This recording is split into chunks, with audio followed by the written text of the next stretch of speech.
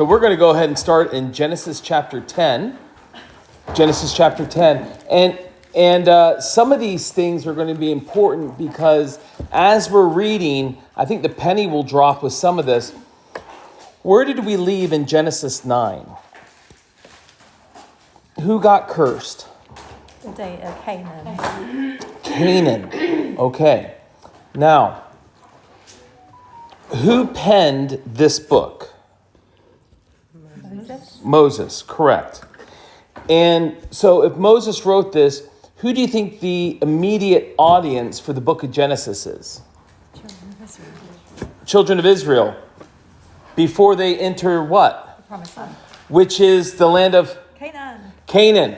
Okay? So we're going to see that everything starts really, really broad. Okay? You have the universe. Now we're looking at just Adam and Eve. And then we looked at Cain and Abel. And then we looked at their ancestry. And then we got back to Moses. And then we see it broadening out again. In chapter 10, we're going to specifically look at the ancestrage of Ham, Shem, and Japheth. Okay? So let's go ahead and let's look at Genesis chapter 10. Genesis chapter 10, verse 1. Now these are the generations of the sons of Noah, Shem, Ham, and Japheth. And unto them were sons born after the flood. So do you think any daughters were born to them? Mm-hmm. Yes, of course. Why aren't they mentioned? Come on, if there's ever a time for a sexist comment, now is it. Women's correct. No, that is not it. Because when we talk about lineage, we're really just talking about the men.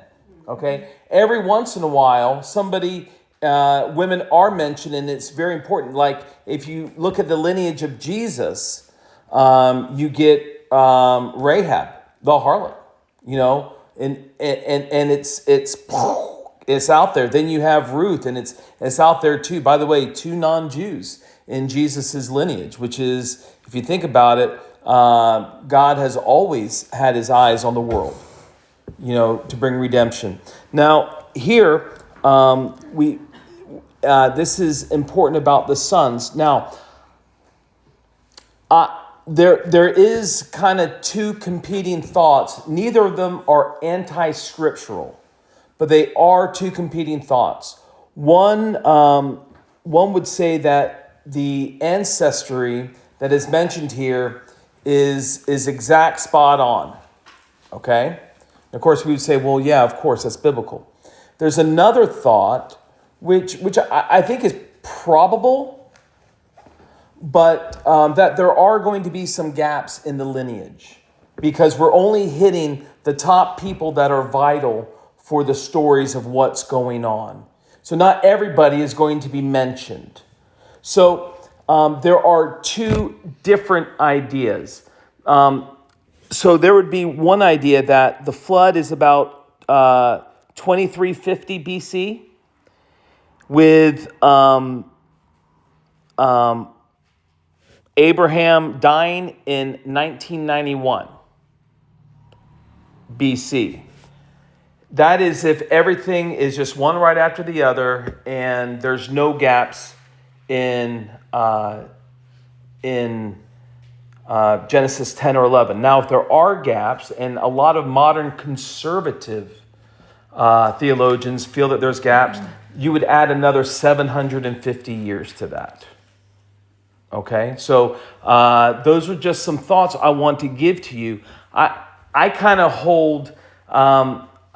I don't want to assume gaps. I think it's, maybe even probable there's gaps, but I'm only going to go by the years that the Bible gives. You know what I'm saying? Because if you're just going to assume gaps, why not assume 800 million? I mean, just whatever. So the numbers I give you is going to be according to the same genealogy that Usher would have given in, what year was he? In medieval times. He kind of did a chronology. So anyways, these are the generations of the sons of Noah, Shem, Ham, and Japheth. And unto them were sons born after the flood.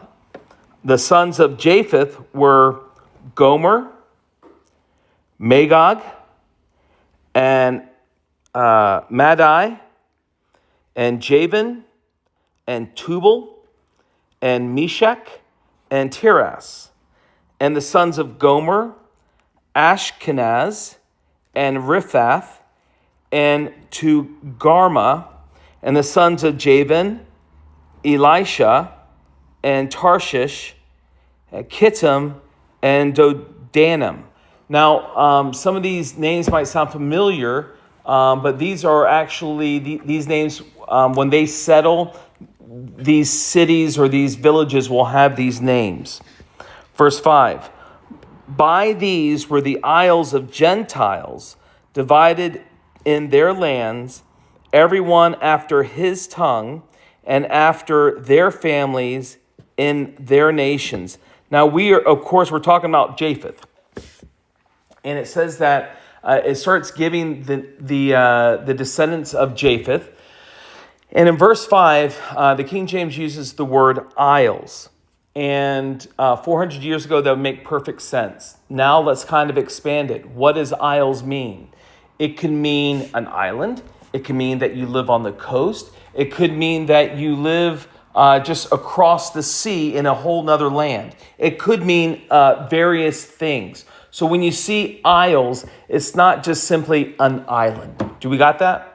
Okay. And if you look at verse 5, it says, by these were the isles of the Gentiles divided in their lands, everyone after his tongue, after their families in their nations.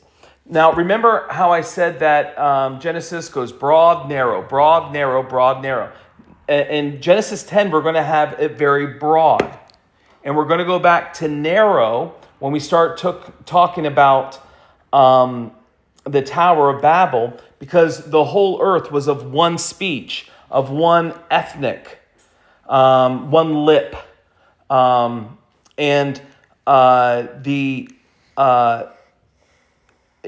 What Genesis 10 is doing is he's describing the lineage of Japheth and how they've eventually gone. Much of this is after the Tower of Babel. All right. Verse 6. And the sons of Ham, Cush, Mizraim. Mizraim, when you see Mizraim, does anybody know what country that is? Egypt. Okay, so you might as well you can put in parentheses Egypt there, because that is Mizraim. That's Egypt. And Phut and Canaan. And the sons of Cush were Seba and Havilah and Sabta and Ramah and Sabateka. And the sons of Ramah, Sheba and Dedan.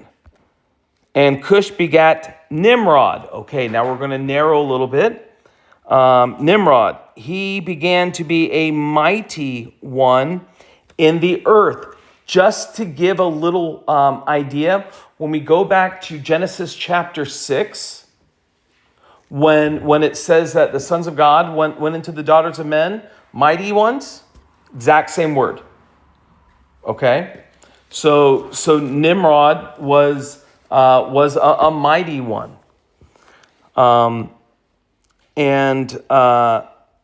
He was a mighty hunter before the Lord. Couple things here. Hunter does not necessarily mean he went after game. What do I mean by game? Rabbits. Yeah, food or he probably hunted everything and everyone. Whatever he thought was good sport, that's what he did. What do you think it means that he was a mighty hunter before the Lord? With that in mind, Nimrod is never considered a godly man. So what do you think that it means that he was a mighty hunter before the Lord?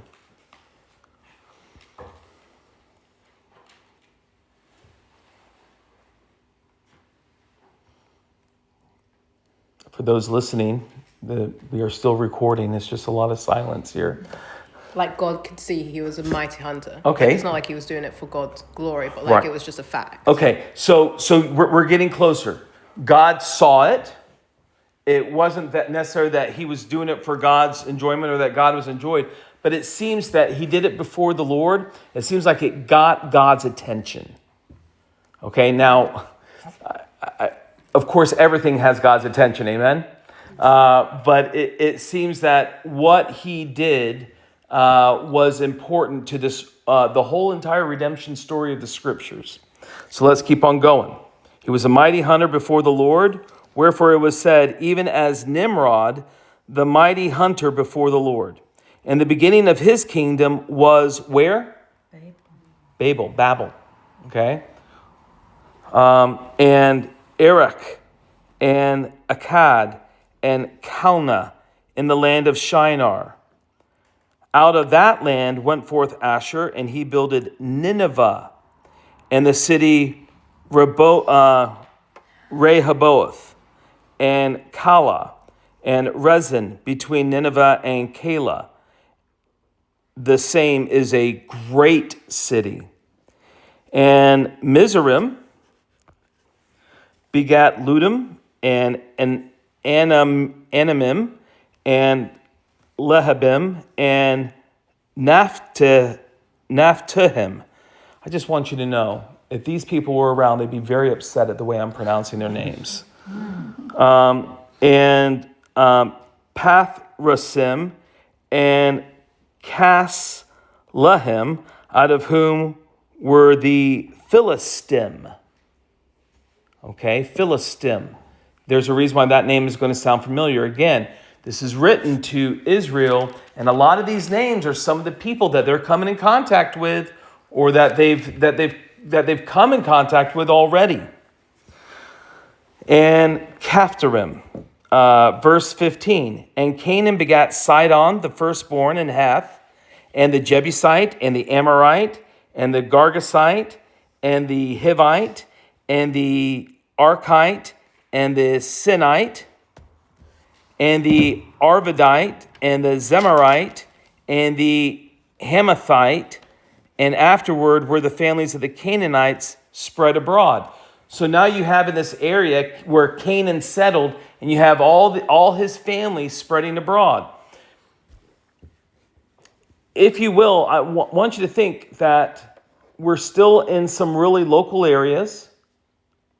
It doesn't seem like anybody's in Australia yet. And let's say it's, again, I had the flood at 2350 BC, and Isaac being born 2166 BC. So we're talking about 200 years.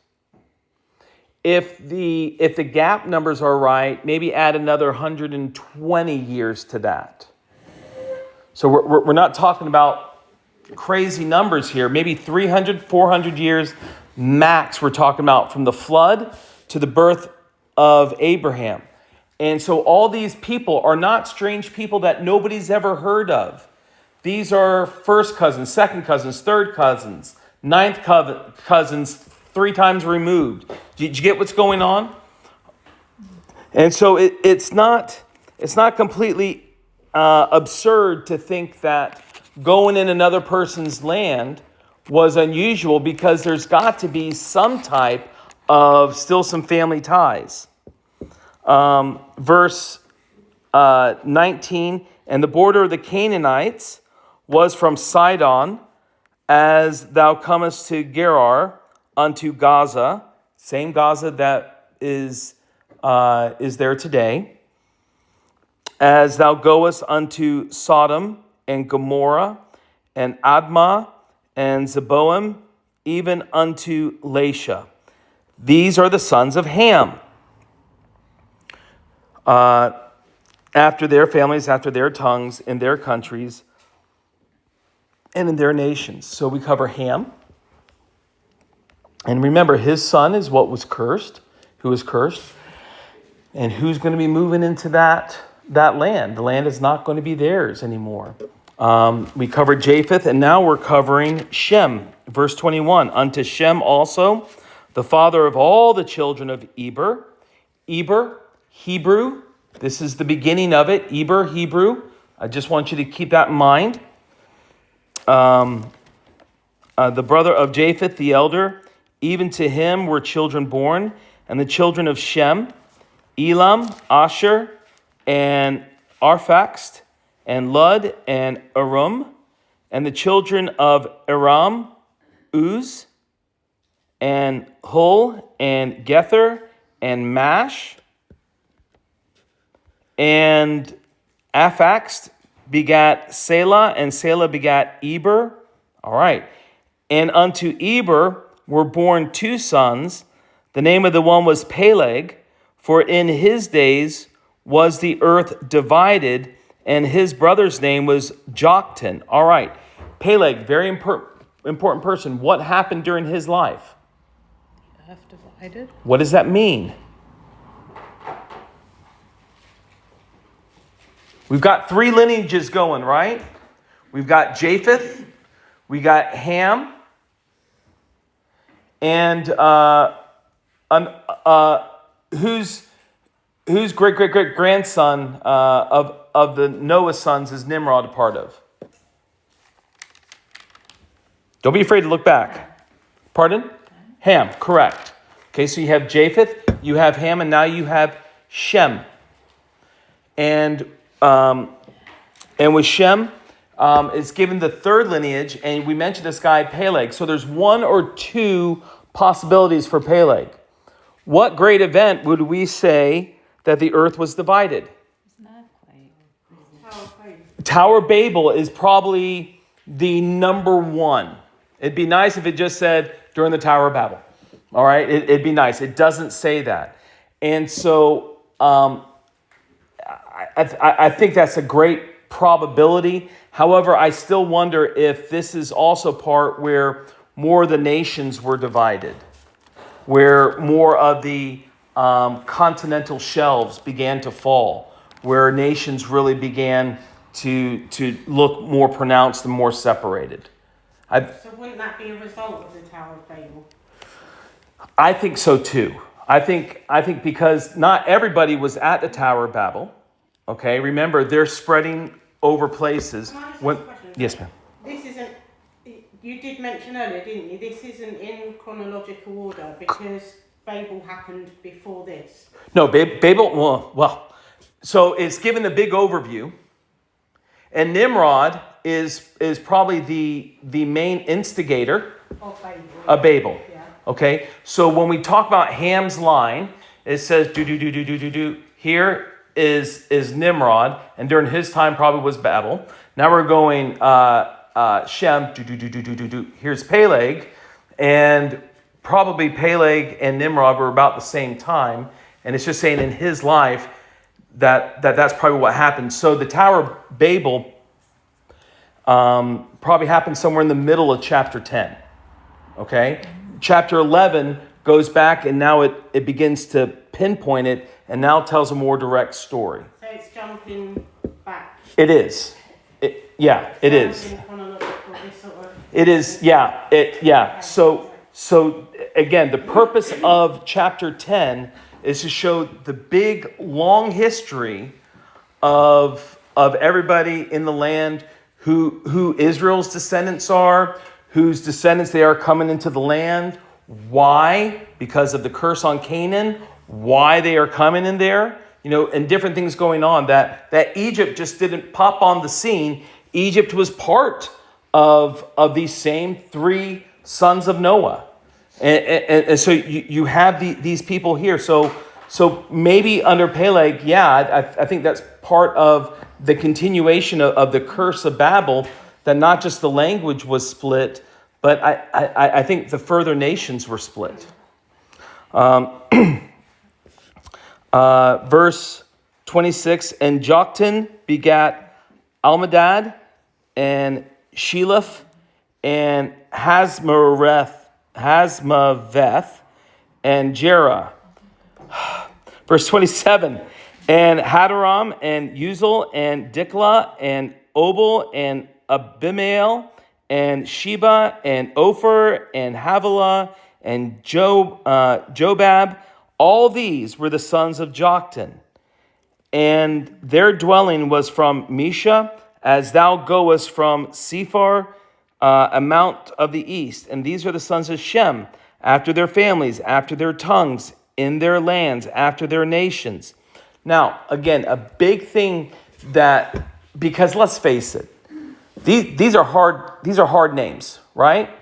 And a lot of times in our Bible studies, let's be honest, when we read big long lists of names, our eyes try to scan them a little bit because we know it's God's word and we know it's very, very important. But we're like, get to the good stuff though. Am I right or wrong? Yeah. Okay. So why is God doing this? It's very important because as God mentions these things in chapter 11, chapter 12, 13, 14, 15, 16, as we get up to the whole chapter of the rest of the 50 chapters of Genesis, it's important to see, that these things, these are people that had opportunities. You're not too far removed from the flood. Noah was still alive when all these people are being born. I mean, think about that.